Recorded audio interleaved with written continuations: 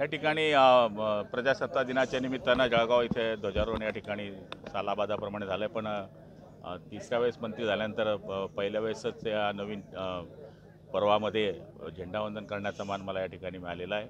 आणि आपण पाहिलं असेल की मागच्या काळामध्ये जिल्हा नियोजन समितीमधून आपण ज्याप्रमाणे इतर भागामध्ये वन क्षेत्रामध्ये सफारीची सहल केली जाते त्याकरता आपण जिल्हा नियोजन समितीतून 3 गाड्या वन खात्याला दिलेल्या आहेत। आणि आपण पाहिलं असेल की खेड्या गावामध्ये किंवा मोठ्या शहरामध्ये कंजेस्टेड एरियामध्ये जिथे आग लागते तिथे आगीच्या ठिकाणी गाड्या पोचू शकत नाही अशा ठिकाणी आपण 6 गाड्या देण्याचं काम केलेलं आहे। आणि पोलीस दलालासुद्धा मोटर बाईक देण्याचं काम केलेलं आहे। मला तरी असं वाटतं की अशीच परंपरा पुढच्या काळामध्ये जिल्ह्याच्या विकासासाठी सगळे आमदार खासदारांना आम्ही करत राहू।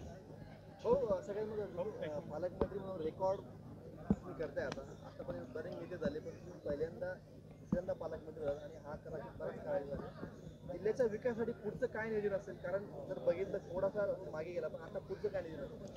हे बघा, योगायोगाने जिल्ह्यामध्ये जर सिंचनाची व्यवस्था वाढवली किंवा दळणवळणाची व्यवस्था वाढवली आणि जे सगळ्यांचं लाईटचा जो विषय आहे, शेतकऱ्यांचा सोलरवर लाईट देण्याचा विषय, हे 3 विषय जर आपण कंप्लीट करू शकलो तर मला वाटतं की या ठिकाणी आपल्या जिल्ह्याचा विकास होऊ शकेल। आणि योगायोगाने आपल्याकडे 3ही खाते आपल्याकडे आहेत, त्याच्यामध्ये पाटबंधारे खातं आपल्याकडे आहे, त्याच्यामध्ये वस्त्रोद्योग खातं जिथे आपण क्लस्टर उभं करण्याचं काम करतो आहे, त्याच्यामध्ये आदरणीय सावकारे साहेबांची मदत होऊ शकेल। आणि पाणीपुरवठा खात्यामध्ये पाण्याची जी व्यवस्था आहे ती आपण करू शकू। याच्याकरता जिल्ह्याच्या सगळ्या आमदार खासदार आणि मंत्र्यांची योगायोगाने सगळ्यात एका विचाराची निवडून असल्यामुळे सरकारही एका विचाराचं आहे, केंद्र सरकारवरती आहे।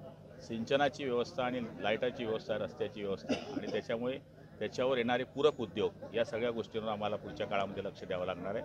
आणि मला खात्री आहे की D+ आणि D हा जो विषय आहे त्याची पहिले आपण प्राथमिकता केली आहे, कारण की दोंडाईच्या आणि धुळ्या या भागामध्ये किंवा अमरावतीमध्ये आपण बघतो की उद्योग का जातात त्याचं कारण आपण त्या झोनमध्ये येत नाही, त्यामुळे आपल्या लाईटांच्यामध्ये उद्योगाला कन्सेशन देता येत नाही किंवा इतर गोष्टीमध्ये त्यांना कन्सेशन देता येत नाही। त्या भागामध्ये कन्सेशन मिळत असल्यामुळे उद्योगधंदेवाले त्या भागात जातात।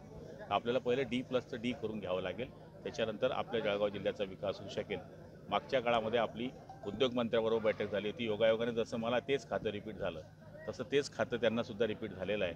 तो विषय त्यांना माहीत आहे। एवढ्या महिन्याभराच्या आत आम्ही ती बैठक लावणार आहोत आणि निश्चितपणाने 3 मंत्री आम्ही ते काम केल्यानंतर उद्योगधंदे आणण्याकरता आपल्याला इथं महत्त्वाचं काम होऊ शकेल। D+चं D करण्यासाठी आपण काय पाहतो? ऑलरेडी कसं आहे की अमरावती असेल किंवा धुळा असेल, आता धुळा दोंडाईच्या इथे ते आहे पण आपल्याकडे नाही, त्याच्यामुळे काय असते की 80 आणि 50 असं एक त्यांचा रेशो आहे, तो जर आपल्याकडे येऊ शकला तर आपला फायदा होऊ शकतो।